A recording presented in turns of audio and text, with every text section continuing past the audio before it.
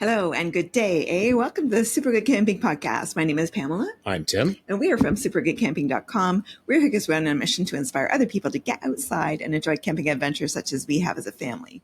Today's guest is the new owner of an outdoor adventure company based in Paris, Ontario.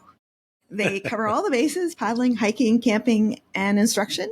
They provide guided and self-guided adventures, shuttles, and instructors when required. Please welcome Adam Merrifield from Grand Experiences Outdoor Adventure Outfitters. Yay! Welcome. Thank you so much. Thank you. Really Thanks for joining us after your day. Yeah. I was down in Big Creek today doing a trip for a couple from, where were they from? Somewhere around London. It was good. It was a beautiful day. Also London, Ontario. London, Ontario. Yeah. Not like Tim and Aid, London. So it was a beautiful day, beautiful trip out in Big Creek. It's like the Amazon of Ontario. It's such a wonderful trip. But it was a long day. By the time I drive back from there, like an hour and a half, I was pretty tired. I imagine, man. You look like you got some sun too. Yeah, lots of sun. So I have to say that I know of you or your company. Our youngest goes to university in Brantford. Mm-hmm. And we were going down about 2 years ago now. We went down to Brantford just to, check the place out because he was before his first year. And so we wandered around Brantford a little bit. We wandered down by the Grand River and we saw people in those little like inflatable kayak type of things floating down the Grand. And as we were standing there watching it, it looked like they were having a blast. And I was like, I need to check out, like, how do we do that? How can we haven't yet done it, but I feel like it's on the bucket list of things that we would like to do. But it looked like it was so much fun. Yeah. The Grand River in Ontario is such a amazing resource that we have. I mean, it's, from a water sport type of body of water, it's probably, one of the best and longest that we have in Ontario, that's sort of continuous and unbroken. So you can actually paddle it probably from Elora all the way down to Lake Erie. At certain times of year, like the more northern parts get a little bit skinnier, but yeah, it's such a phenomenal resource. And I want to say, probably thousands upon thousands per year enjoy a little run down the river. There's a number of outfitting companies that operate in various locations. And it is like, it's one of the most treasured assets that we have in the area. So, you'll see lots of people in Brantford, you'll see lots of people in Paris and Kitchener, Cambridge, all taking advantage of the Grand River. And it's such a short window of time that we have to make use of this resource. And people, especially on the weekends and holidays, just love to float down the river, either in a tube, canoe, kayaks, and I mean, that's why we're here. I mean, that's, the company was founded like 28 years ago by Jamie Kent, and, has been in continuous operation that whole time. So, yeah, lots. That's amazing. So you've just recently taken it over? Yeah. So I want to say a number of months ago, sort of coming through some life changes at the time. Like my mom, I knew she was getting kind of older. She's been sick for a while. So, I was starting to question life, question what I'm doing. And, one thing led to another. And I reached out to, Jamie Kent, and I just asked him, I said, do you have any succession plans? And, he said, I don't, as a matter of fact, and my wife would like me to retire. So, let's start talking. So we did. I spent a little bit of time kind of volunteering for him, going out on the odd, trip here and there, just to see if it was something that I was into. Of course, I love paddling. I love being on the water. I love the Grand River. But do I want to do it for a day job, right? So I spent a bit of time with him, and, we did a couple of school trips and a couple of scout groups, did some hiking here and did some paddling there. And, I really enjoyed what was going on. And I could feel myself, getting happier, getting lighter. And, one thing led to another, and here we are. Very cool. So did you have like previous instructor experience, or what was your background in paddling? So that's sort of a circuitous path there. So we used to do, and this is to tie it back into super good camping. When I was a kid, we camped all the time. We did a lot of car camping, right? That usually involved a canoe, an old, had to be late 70s orange Coleman canoe with the tube running down the middle and the post from the seats, and the thing probably weighed as much as a Volkswagen Beetle. And so we would go camping. My dad would take my brother and I camping, several times a summer, and we would always make an attempt to portage that canoe, from one lake to another, right? Attempt. Yeah. So thankfully it was mostly car camping, but we did for day trips try to portage. And yeah, I mean, I remember, early on, like probably in my early teens when my dad started making me, start doing the portaging as well, grab a handle and portage. And it was, it's a miserable experience for somebody who's probably 100 pounds soaking wet at the time. Wet, yep. So, but my love of camping continued. My love of paddling, that particular canoe, did not. So I eventually, as I had kids, I took them camping, and, eventually got into boats and started chasing, bigger boats, better boats, but then always looking for simplicity, I came back to, canoes and kayaks in particular. So yeah, I've been kayaking for, I guess probably the better part of 10 years. And then, maybe about 5-6 years ago, canoeing was always in the back of my head. And I was like, I really got to get back to canoeing. And Jamie Kent, again, actually at Grand Experiences, I reached out to him. He had some boats for sale. And so I bought a canoe from him, and I haven't looked back since then. Right. So instead of collecting, power boats, I started collecting canoes. So, and now I own a company who owns a whole lot of canoes. So how many canoes have you got? Because we've got 2 hanging in the garage. But he's got a company that has a bazillion of them. Yeah. But I Not want to fair. know personally how many he's got. He doesn't have to. He can it's all company stuff, not mine. It's not my illness. Expense it. Yeah. We can expense it. One of the events. So yeah, expense it. I mean, that was one of the advantages when I was putting in my order at Novacraft is, I had a certain target that I was going to hit for a, fleet of boats. And then, of course, I was like, you know what? Take out 2 of those fleet models. We'll put in a couple of personal boats there. I mean, company boats exactly as well, right? So yeah, so I do have still on order. If Chris and or Steve are listening from Novacraft, I'm still waiting for my patiently waiting. Patiently waiting. Yeah. So I've got one of the flagship canoes on order coming in. So in Expedition Tough Stuff, so 16-foot Prospector flagship, and then I have a 14-foot Solo in Tough Stuff Expedition coming as well. So those would be my tripping canoes when I have time. I don't know if I'll ever have time. Yeah, well, I mean, it's been an adventure to get set up so that we could actually get together to do this podcast, right? Yeah. Well, your work season overlaps with the tripping season. Exactly, that's a tough one, man. So it's not only is it costing me money to go out and do this trip, but I'm losing money because I'm not at home doing my job. Yeah. That's a tough one, man. Yeah. Well, this was the season too. Like, I had done a couple, like over the last couple of years, I've done a couple of backwoods camping trips, but not nearly as many as I would like to. And I had one in particular in October last year, and I was like, that's it. Enough excuses. I've got to get out there.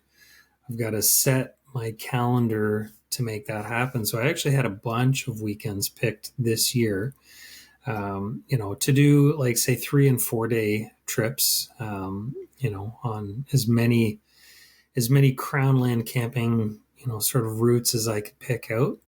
And then this happened. It was like, okay. I'm canoeing it every day. I can't really complain, right? So This is true. Yeah. So, Adam, are there different levels of difficulty with the different experiences that you offer? I would say most of them are manageable by just about everybody, but we do have some routes that we run in early spring or after a heavy rainfall, where we can get some whitewater in there for the folks that are interested in doing that. So we actually just had an experience.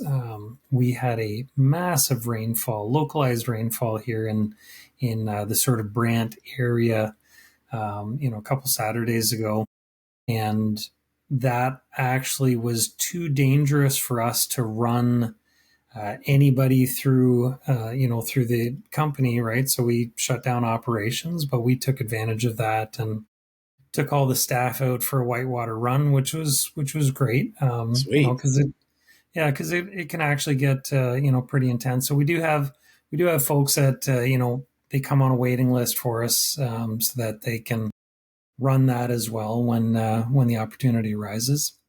But during normal summer flows, we've got a couple of routes that have the odd rapid or steep decline here and there.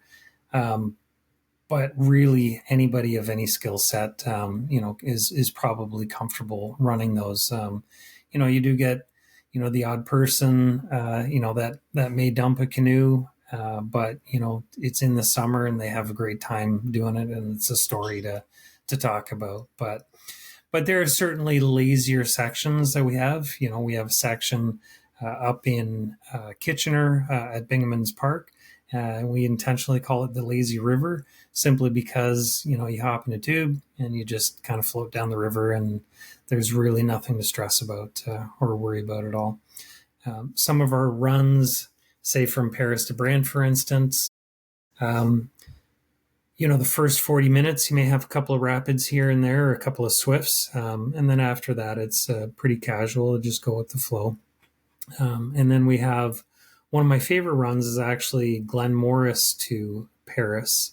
And that actually has a decent number of I don't want to call them rapids, but, faster moving water and, a little bit more technical, and, the odd rock to avoid here and there. But we haven't, it's rare, when we wouldn't consider a run, safe for, most people to do. So Is there a best time of year to do the Grand? I think the Grand River is, for me, like I'll start in April, as soon as the ice breaks off, for some of the slower moving sections.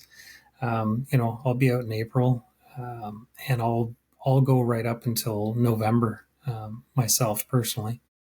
So yeah, it's pretty much all season. And this year I would actually like to offer, because there's a lot of sections of the Nith and the Grand that don't freeze over, and have decent access on the shores. Like there's a lot of times, where the shore ice gets out a little bit too far. But there's some spots that remain open. So I'd actually like to consider offering some winter paddling for, the adventurous, this season. We'll see. We'll see if there's any takers on it. That'd be interesting. Thomas and I literally just started what I suspect will be an adventure down the Whitewater stream, for lack of a better term. So we did those in wetsuits, but you're going to be in dry suits for the winter stuff. Is that not a little? How is it? Cumbersome is the word that comes to mind right out of the gate.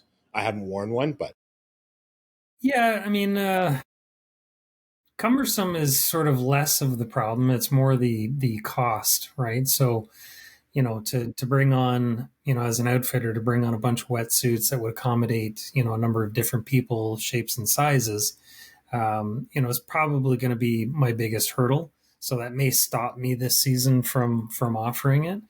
We do have a bunch of wetsuits because we do a lot of March and April, spring runs when the water flows are super high. So we get a lot of thrill seekers that want to come out and run the rivers like that. So we throw them in wetsuits because the river is so accessible and has lots of areas to get out and stop. Like if you fell in with a wetsuit, you can pull over on the side, set up a fire, but you're not more than, a 20-minute trip away from, civilization. So, it's not too risky or scary, if somebody got wet. But I'd love to do it properly and get dry suits. But yeah, that may be cost prohibitive. Yeah, crazy expensive is what somebody termed it as. So yes, yeah, that they are. Yeah. What's the duration of most of your experiences, Adam? I would say most of them run between, say, 2.5 to 4 hours. And it, it depends on the flow rates. We have, our signature trip is Paris to Brant. That's the one that people know us most for. We have people that can, crush that in 2 hours if the flows are a little bit higher. And then we've got a lot of people who want to take that easy and they want to stretch that out to 4 hours, stop on the shore for a picnic, stop on the shore and, go for a swim. And it also depends on, if you've gone in a raft, for instance, versus going in a kayak, right? So the folks in the kayaks, they tend to, top out at 2.5, 3 hours.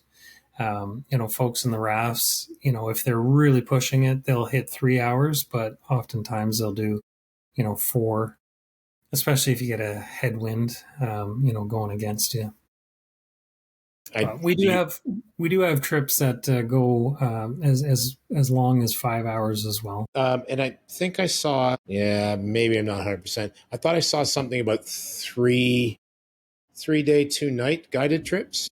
Yep. Yeah. So we've got a number of packages where you can either, set up an accommodation through a hotel, some of our partnering hotels, or we can book a campsite for you down at Brant Park. So Brant Conservation Area has got some beautiful campsites right along the water. So we book a campsite for you, and then we pick you up there first thing in the morning. We take you up to our 150-year-old historic shop in Paris, Ontario. We launch you right off of our dock in Paris and send you down the river, and you end up right back at Brant Park, where you get out, finish the rest of your day, have your campfire, do your camping.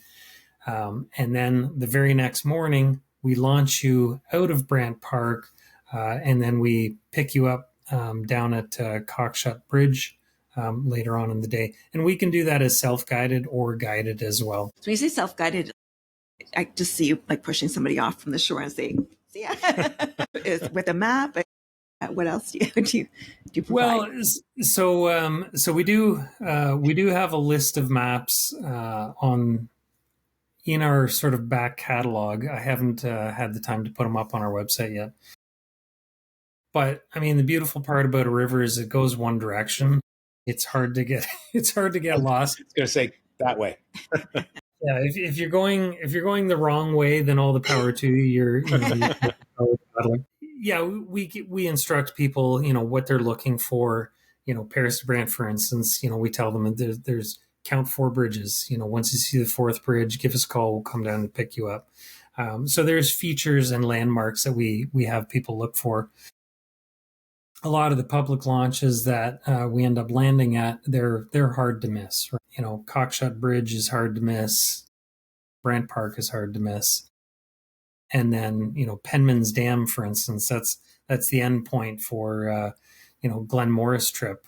It's hard to miss Penman's Dam because there's a giant train bridge there and a dam, and big warning signs say go no farther, right? So So yeah, I mean, in my experience, in my limited experience so far, it hasn't really been too much of a concern, sending people on their way, right? Haven't So lost anybody so far. no, haven't lost anybody so far. Um, and it's the Grand River is such a friendly river, right? So um, yeah, Very it's cool. yeah. So something that it feels like an important thing if you're paying attention out there in the audience. Um, what are the modes of transport that you do, like kayaking, canoeing? Yeah. So we offer rentals for kayaks, canoes, rafts, and tubes. The tubes are strictly up in our Kitchener area right now. But yeah, we offer those four modes of transport for water, and plus we also do guided hiking trips as well. When do people sometimes bring their own canoe and say, just, I'd like you Yep, guys to guide me on in my canoe? yep, yep. So we've got bring your own boat guided adventures. So and that's actually we did a trip down a Big Creek today, and they actually brought their own boat. So they had a couple of older pelicans actually that were not the thin pelicans like you have these days, but a little bit more sturdy. So they've hung on to those for a while. But yeah, they were the perfect boat for Big Creek. Yeah, so we allow that. People bring their own canoes. We've had a couple of those this season as well, and we also offer like a shuttle service. If you do want to launch in your own area, but you want to be picked up by us, that is an option as well. We don't list it. We just ask that you call us because we have to have it make sense with a trip that we're already doing, right? So we won't just kind of go out of our way to pick somebody up unless it just happens to work out. So I dropped off somebody at their vehicle the other day because I was doing a launch and they just happened to catch me and say, "Hey, do you run a guiding service?" I'm like, "Yeah. Would you mind driving me back to my truck at the end of the day?" I'm like, "Absolutely." So if it works out, we're more than happy to do that as well. Awesome. Cool. And on your guided trips, do you guys feed people? So the previous owner, Jamie Kent, always used to do, his famous chili or, catered lunches, etc. All I can do this year, we'll get into the fun topic of liability insurance. So all I can do this year is supply the resources to get yourself a catered lunch. So I can't actually do any of the cooking like Jamie Kent used to. That's apparently something that liability insurance isn't willing to cover these days, not cheaply, anyways. So I'm learning all of the ins and outs about liability insurance this year.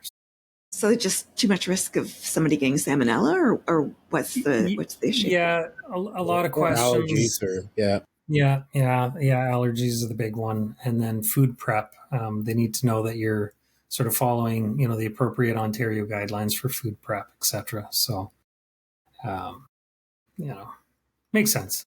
Yeah. No, safety first. It's a Yeah. shame, though. It is. It is a big shame, pot of right? chili seems like it would be great. Yeah, and that's that was definitely a popular feature. He did a maple chili. I can't remember exactly what he called it. But it was an old family recipe, and it was so good. And we get the stoves out. So halfway through the trip, get on the shores, get the stoves out. So I can still offer something similar where I can provide the cookware, and we can engage in eating, but I can't bring the food or prepare the food. Yeah. Well, Sad. early bumps and stuff as you're working towards a big the end of the season will be fabulous. Next season will be even better. Blah blah blah. It's Yeah. what do they call them? Well, Growing pains. That's it. growing pains. Yes, absolutely. Yeah. I've got a lot of those growing pains this year. Yeah. That probably adds to the tiredness a little bit. Yeah. Yeah, Yeah. It I does. hear you, man. So how big a crew have you got, Adam? So we've got, I want to say 4 part-time seasonal staff, and then we've got about four or five guides. That are, a lot of the guides are actually school teachers. So as soon as they're off for the summer, they're looking for something to do, and so a couple of them are Paddle Canada instructor certified. All of them, even our part-time staff, they're all Paddle Canada certified, so that they can actually partake in some of the guided trips. So we take safety, to the nth degree, right? So we've got a flawless safety record over the last 28 years. Jamie reminds me of that every day, so I don't want to let him down. So Jamie's still on, by the way. Like he's going to stick around for a couple of years. I mean, 28 years of of running this business. He's come to learn a thing or two. Logistics, logistics being one of them, like scheduling and logistics. Where to be at what time, and how to get boats there, people back, etc. So anyway, yeah. So he's sticking around for a couple of years, and kind of showing me the ropes. And I mean, it's really critical for him that safety comes first. And I have to agree, right? I don't want to lose anybody. I don't want anybody getting hurt. For as easy as it is to run the Grand River, a lack of experience and getting pinned on a rock, and somebody getting a little bit overexcited. I mean, that can cause issues and people getting into trouble. So I'd like to avoid that when I can. So yeah, we have those like I said, the 4 or 5 guides, and the 4 part-time staff, and that I think keeps us going throughout the season, as far as I can tell. So we'll find out. Maybe next year I grow and expand. We'll see. Yeah. Wow. I keep thinking about the boats. Because I'm a canoe guy. Are they all like Tough Stuff T4MX type deals? So my fleet boats are all 15-foot SPS or SP3 Novacrafts. So a little bit thicker. They lay them up a little bit thicker than your typical. It's a heavier plastic sort of deal, right? Yeah, and it's a heavier boat. I'm not going to lie. Yes, I know. I looked at them. Yeah, which is why I went with the 15s, just to shave off a little bit of weight. And I got them all in yellow. So I don't know if you've noticed on the social media, I decided to go with a fleet color. So I got all my fleet done in yellow. And so, and it was great. I mean, previously we'd worked with Pulaski canoes and kayaks. And so they're out of, I want to say, Lakefield. It's about 6 hours, east of here, right? Or east of me, anyway. Mm-hmm. And and I was just, I was considering timing, especially at time of acquisition, and it just seemed for me to run 6 hours out that way and 3 hours that way. Yeah, 6 hours round trip, 3 hours that way, 3 hours back. Made more sense to, work with Novacraft. Well, Novacraft is London, right? So they're like beside you. Yeah. So round trip, it's like an hour and a half, So yeah, I talked to, Chris and Steve there, and I said, thinking of buying a fleet here. Here's what I'm thinking of. And, next year I'll probably do their Aquafusion kayaks as well. So this year in a pinch, I just had to buy a whole whack of, Pelican kayaks just to, get them in the water as quick as possible. But I think next year I'll probably put in an order for Aquafusions. They seem to be the right balance of, weight and sturdiness, but they also have like built-in ballasts in them. So I don't ever have to worry about them sinking, which is great. Yeah, back to that safety thing. Yeah.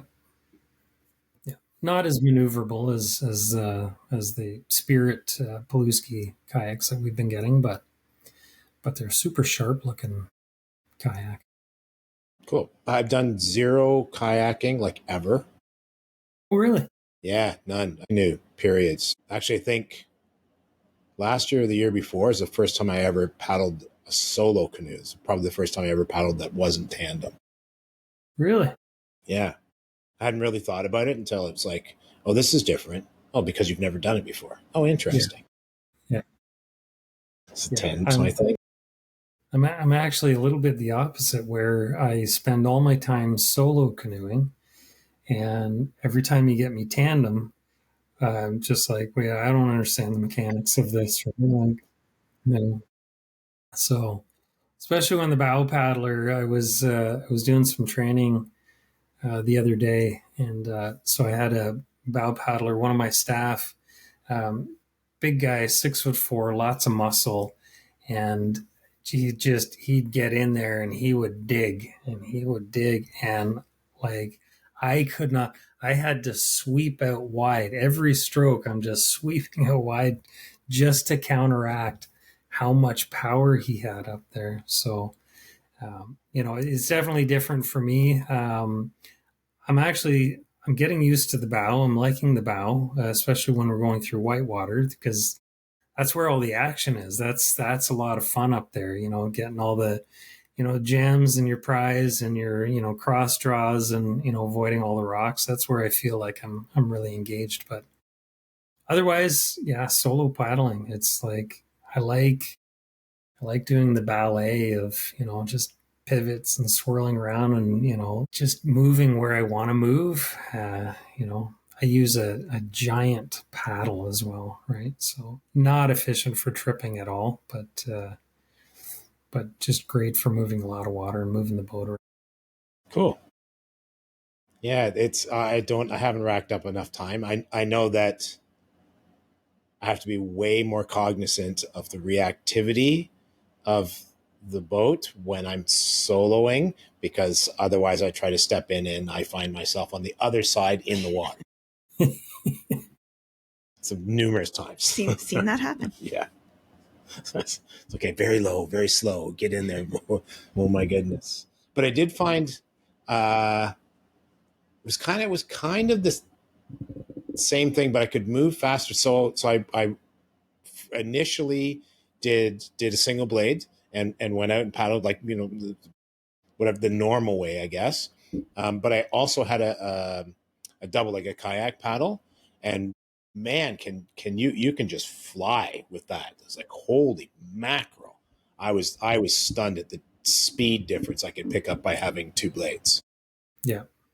Yeah. And I spend a lot of time going upriver as well. Like, when I'm not guiding or sending people down the river, I spend a lot of time fishing. So I'll put in at one spot, but then I'll want to make my way back up to where I put in. So I bring a double bladed paddle for that reason, and also for standing up. I stand up and paddle my canoe a lot, and instead of having like a dedicated sup paddle, I'll actually use a double bladed kayak paddle, and then it's the perfect length, and I can reach right out to the bow, and I can pull back to my hip, and it's great. Yeah, this is the stare of a guy that's like, yeah, no, I wouldn't even get to fully standing up before I'd be in the water every time. Yeah. It's just something I've always done. I'll do it in a kayak every once in a while too. It's a lot more hairy in a kayak, but in a canoe I'll do it. Okay. Yeah, it's all core muscles. I don't have any, so that could be part of the problem. Love you too, honey. All right. So for those of you watching at home, you've seen our camera just change. I don't know. I'm technologically challenged, and I have no children here to troubleshoot for me. So we're stuck with the crappy camera that's on my laptop. to finish this out. But this is the exciting part of the show. I got to say, we're about to do a draw. Hopefully you were paying attention earlier. Adam, tell us what the draw is for, and I'll tell people how they can enter. Yep. So we can do a number of different things, but I would certainly love the opportunity to provide a guided experience for one of your lucky listeners. I think one of the more popular ones is our Big Creek Echo Adventure, which is down towards Long Point.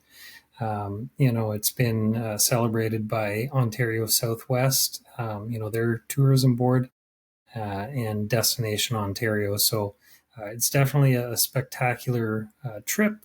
But if that's too far out of the way for folks, we're more than willing to, offer something a little closer to Paris or a little closer to Kitchener. So, we'll give out a guided trip, for up to 4 hours and give you the experience, hopefully, of a lifetime.